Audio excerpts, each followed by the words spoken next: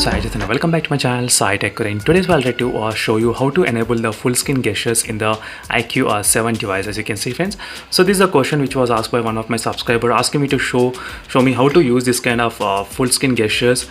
As you can see, friends, this is a comment which I got here.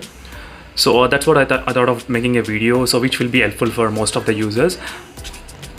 And in case if you have any other queries regarding the smartphone, so make sure to comment below, friends, definitely. As you can see right now, the model exactly I'm using iQOO 7 and the 8GB RAM variant and 128GB model.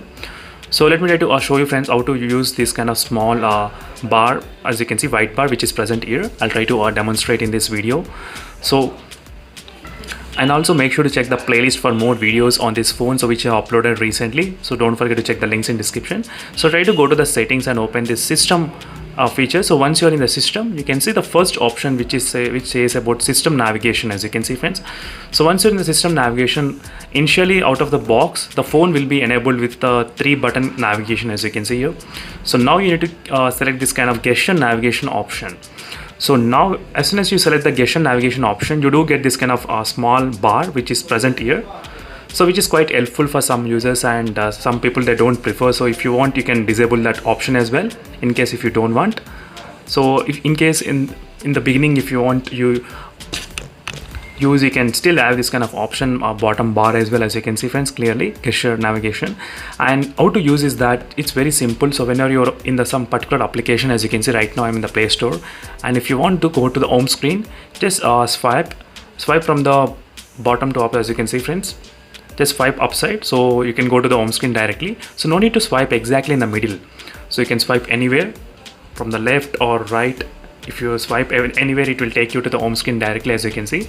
And in case if you want to go back to the previous menu, you can go back pressing from left side or the right side, as you can see. These are.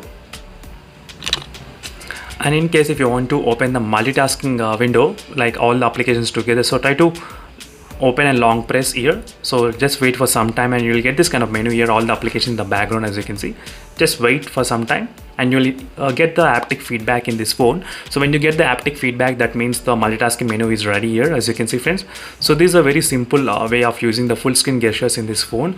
So in case if you want to prefer, you can prefer, but one thing is that there's no option to change between the application just by sliding.